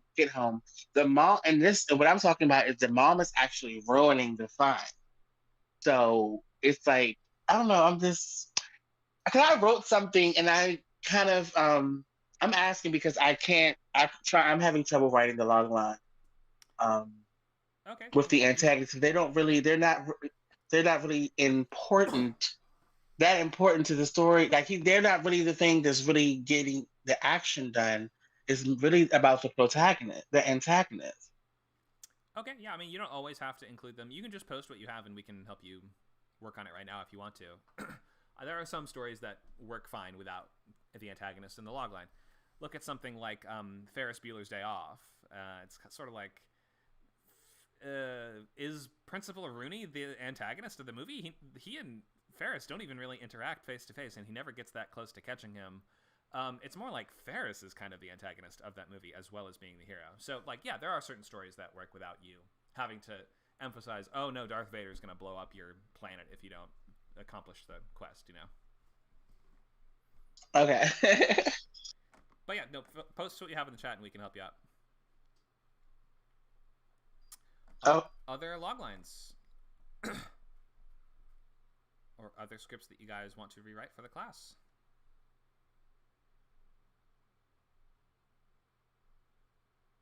I have two pilots. One is about. One moment, please. Okay, you're good. Anyone else have a script that they want to rewrite? Josh? David? Oh, I think David had to leave, but he said he was interested. Yeah, right. Okay, I'm back. Do we have time or? Yep, we've got 20 minutes left in class. You were saying you had some pilots you were thinking about maybe rewriting instead? Okay, I have one about a little girl who overhears a conversation and it crushes her because she finds out her father does not believe that she is his child. So that's the inciting incident. Well, it cuts to her 17th birthday, and well, she happens to have a very powerful supernatural gift, and she because of the gift, her aunt uses her to do like tarot card readings and palm readings and stuff like that. And so, of course, she realizes eventually that she's being used by the aunt, who actually is the one, if we find out later, is responsible for the deaths of her mother and father.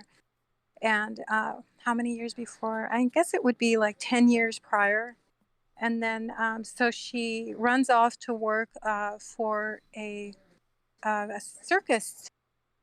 She hooks up with a man who notices, well, she has this gift, and he, of course, he wants to use her to make money with it. And she starts developing the gift to amazing abilities like telekinesis and things like this. And she can see things happening a lot before they happen. And her sister um, moves away, which is a crushing.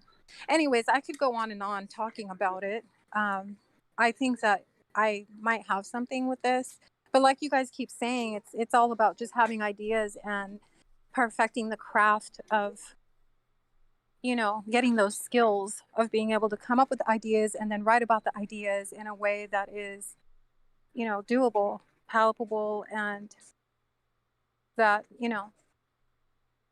that's filmable, for one thing, filmable. And so there's that one. And then I have another one that I really am kind of attached to this one. It's because I tend to have my own agenda in the stuff that I write. And it's kind of like a pharmaceutical industry, big bad pharma kind of thing, Okay. Yeah, I would like to rewrite those. There's a lot of material for the pharmaceutical industry, exposing the pharmaceutical industry on two fronts. So all these things are happening. You know how you say continuously on scenes? So there's like a lot of continuous action when these pharma related things are happening over here on another in another place and time, not time, but in another place these pharma things are happening at the same time, regarding this other population in another place, but it's happening at the same time, kind of thing. It's hard to explain, I guess. Okay, so you're trying to decide which of these three ideas to rewrite. You have the feature, then a paranormal pilot, and then I guess this is this the pharmaceutical one is like a drama? I guess drama pilot. Is that what you're saying? Yeah, I think it is more like drama. Yeah. Okay. So yeah, you've got to pick the thing that you are just most excited about rewriting. Basically, if you pick something shorter, you're more likely to get better feedback on it. Just because less pages to read equals, ideally, someone will spend more time with it rather than less time on something longer. So I guess if I had to steer you in one way or the other, I would say try to pick the shortest one of those. But then again, that shouldn't be that's not always going to be the hard and fast rule. You got to just pick what you're most interested in rewriting. If it's something you're really attached to, like you said, one of them you were, maybe not that one for a boot camp, just because we often say with boot camps you should pick something you can do in just a couple weeks, which means you can't pick things that are going to require tons of research or require you getting everything perfect or that are just going to take more time. So maybe pick the one of the pilots that you are a little bit less attached to, and that would be my recommendation. Okay, thank you. Thank you. Other log lines, or here's one from David Agnew, who I think had to leave, but I can still give him feedback on this. Thanks, David. He says, this is a drama/rom-com, a drom-com, perhaps. An international student comes to Canada to earn his diploma to get a better job, which will allow him to take care of his father's surgery, but he faces multiple hurdles in the way, including language, culture, and relationship struggles. Yeah, okay, I think you mentioned this one a little bit before. So that sounds this logline's working pretty well. I think the motivation and urgency makes sense. The fact that he's trying to get enough money for his father's surgery adds a nice tangible goalpost, a concrete goalpost to this. He faces multiple hurdles, including language, culture, and relationship struggles. Does make this feel pretty execution dependent and like kind of an indie sort of coming of age movie, which is fine. You can do that. Not everything needs to be a super high concept spec. But watch the wording on this a little bit. I think you're missing a couple of these words. He faces multiple hurdles in the way. Multiple hurdles are always in the way, so you can take out the words in the way. He faces multiple hurdles, including language, culture, and relationship struggles. I'm not exactly sure how relationship struggles are going to damage his chance of getting a diploma to pay for surgery. Maybe they could if you're like really sad about a breakup or something. Maybe you don't do as well in college. So maybe if you can find something else instead of that to list as one of his major hurdles that he runs into, that would make a little sense. But I think you're largely in good shape with this. It does just sound like a very kind of like Lady Bird sort of indie coming of age dramedy sort of thing. So good work with that. And if you're watching this recording later, David, then it sounds good, and you should move forward, and we'll try to group you with someone who thinks that they would like to read that. Josh says, I'm thinking I might be more interested in the feature writing class before what might feel like a leapfrog to rewriting. Yeah, if you've never done the feature writing course before, that would probably be a better spot to start at than the rewriting class. Anyone else have a logline, title, premise, genre that they want to share?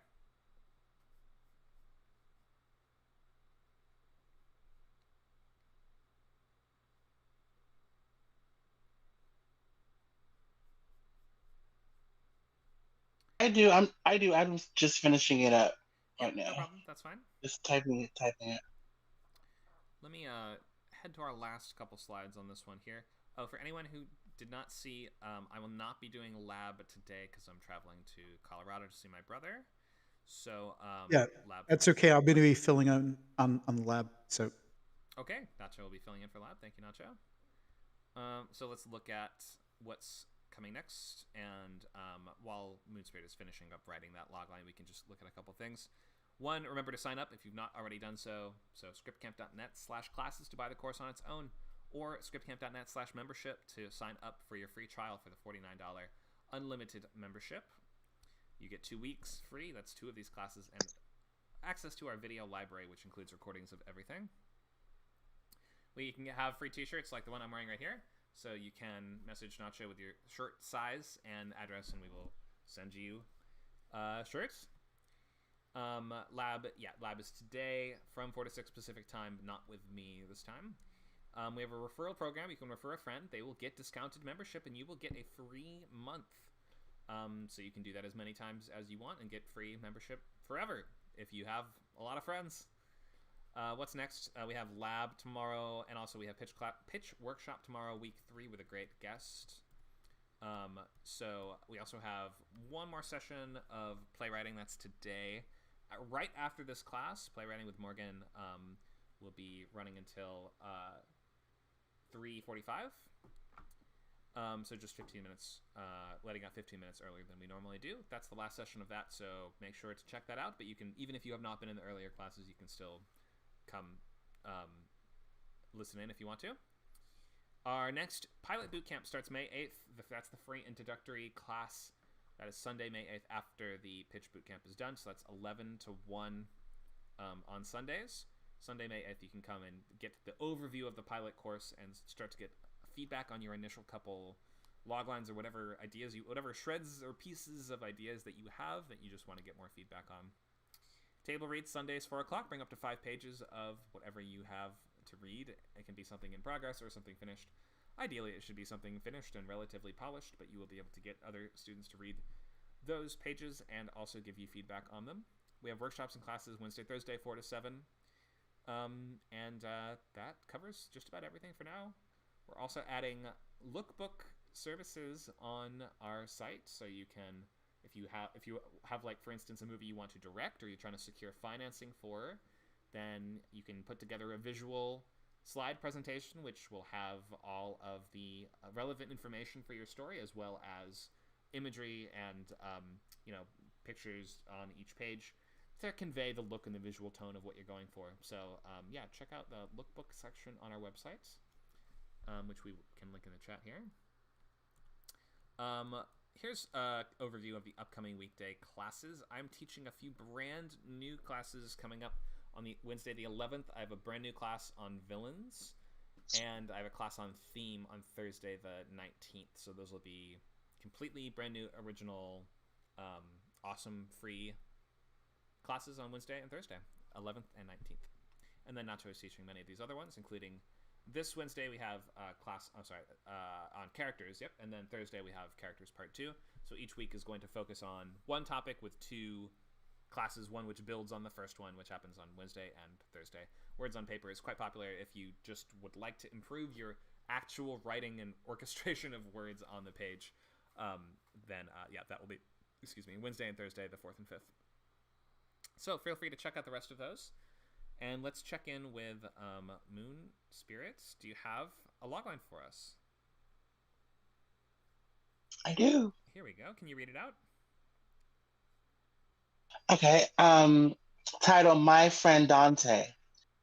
While impersonating an imaginary friend, a lost soul grows a fatal attraction to a young girl and vows to keep her forever, but must first get rid of her overprotective parents. Is this a horror movie? It's a supernatural thriller. It is. Okay. So this is pretty cool. I do like this idea. I just want to make sure I understand. While impersonating an imaginary friend is like a tough idea to wrap your head around without knowing what the movie is about first. So, furthermore, a lost soul can either be a literary term to refer to a person who is directionless, right? Or I think you were saying it's literally a soul in this, though, right? Right. So that leads to a little confusion right off the bat, because we're wondering, wait, you mean an actual soul? So you might want to phrase this as like a ghost or something like that, if that is just a little bit clearer right off the bat. He grows a fatal attraction to a younger girl, so he becomes obsessed with a little girl. You mean, basically? Yeah. Yes. Okay, because I'm not quite sure what a fatal attraction means. I know that's the name of a stalker movie, but the important thing is here a ghost who is impersonating a girl's imaginary friend becomes obsessed with her and wants to keep her forever, but must first get rid of her overprotective parents. I actually love that. I think this is very original. This could almost be a horror comedy depending on how you pull it off, but there are a couple typos in this and misspellings as well. Yeah, it is. So maybe just take a look at that. Change the phrasing on the... is the main character this ghost, or is the main character the girl? It's really the ghost. It is the ghost. Okay, yeah, that's what that's what the logline is setting up, and I'm like, we're gonna follow a ghost for the majority of this movie? Cool. If you can pull it off, that sounds great. So maybe start this with a blank ghost. So pick an adjective that describes the personality of this ghost. A grieving ghost, a ghost in mourning who wants someone to fall in love with, maybe something like that. Becomes attached to the young girl that. So look for the inciting incident too. Like, did the girl just move into the house or something like that? Is that what causes this to happen? She moved out. Yeah, she moved out the house, and then the mom, they sold the house, but then they come back to the house. So. Okay, so I guess the exciting incident. Yeah, she moves away, and she's coming back to an house that he used to live in. Okay, that might be a bit complicated for a log line, but just try to put what the character is up front. So an adjective, ghost, phantom, specter, poltergeist, however you want to describe them, and then maybe just say when blank happens, that's the inciting incident. When the girl moves back into his house, he becomes infatuated with her, and now must the rest of it looks pretty good. So that was a bunch of stuff I just told you. Okay. Hopefully that was helpful to there's just a couple things in this that you need to change, but I like the idea. And that's definitely the thing that you want to rewrite in the class? Yes, that's what I'm working on. Mm-hmm. Okay. Let me change it. Have you signed up on the website already? Because for some reason you don't have the tag or the permissions on your account. No, I'm gonna have to do it after Okay. this. Sounds good. Yeah, as soon as you do that, we can add the Bootcamper permissions, and you can access all our private chat channels. Oh, well, Nacho just did it. There you go. Or did I do that by accident? I think that was Nacho. Okay, great. But That's not true. Yeah. Okay. But yeah, so you'll have a 2-week free trial, so make sure you sign up for that. Let's see. Anything else? Other log. Oh yeah. So here's our rewrite group. Does this look good to everyone? Let's scroll up in the chat if you need to find this a little bit.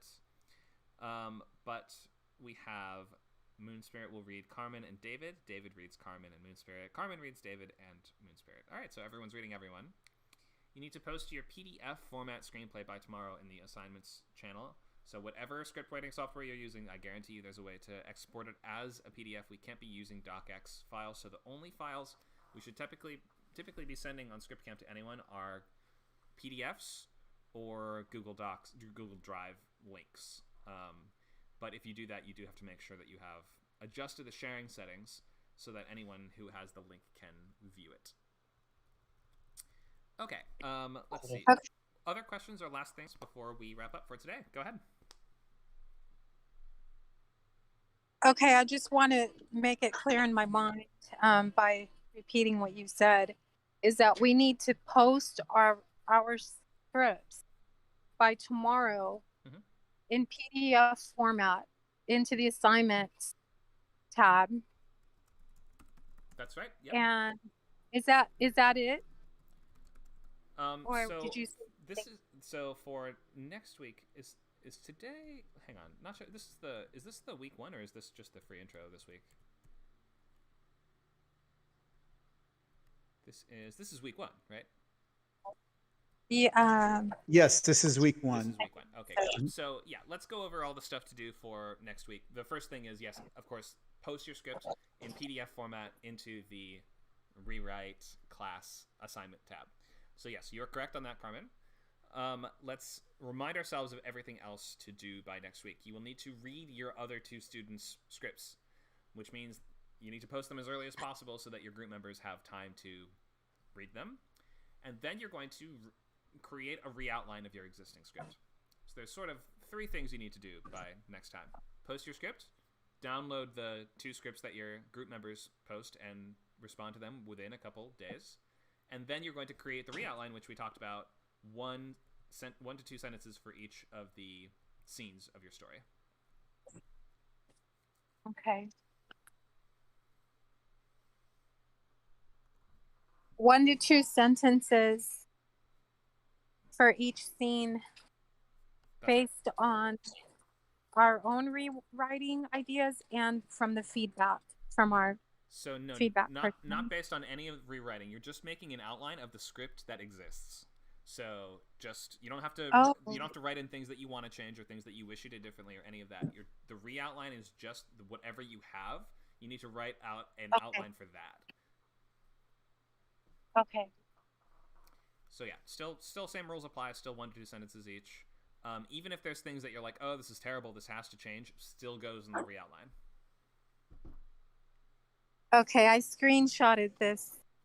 Okay, we'll also just share the presentation if you want to have the full slideshow to look at. Thank you. Sure. Here it is. All right, so for those who are not signed up, you might not be able to see this, but for those in the rewrite class, members will be able to see this in the rewrite chat. This is the full slideshow for today, so that'll have everything we've talked about and plus the slides that we didn't get to, and it has all the info on what to do. So yeah, for next time, 3 things. Post your script in PDF.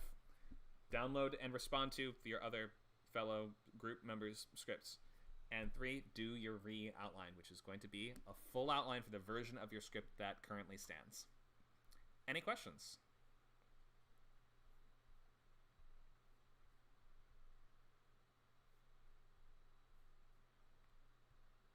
Anything from class today, or anything for this course, or just anything for ScriptCamp in general?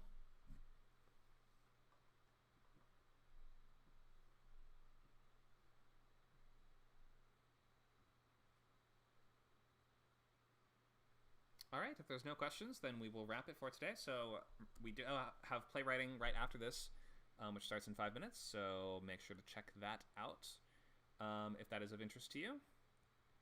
And remember, classes Wednesday, Thursday. We have boot camps Friday, Saturday, Sunday. And we're adding more and more stuff soon. So hope to see you at something around Script Camp. If you have not yet signed up or not yet joined, we hope to see you do that as well. And we'll see you at the next class.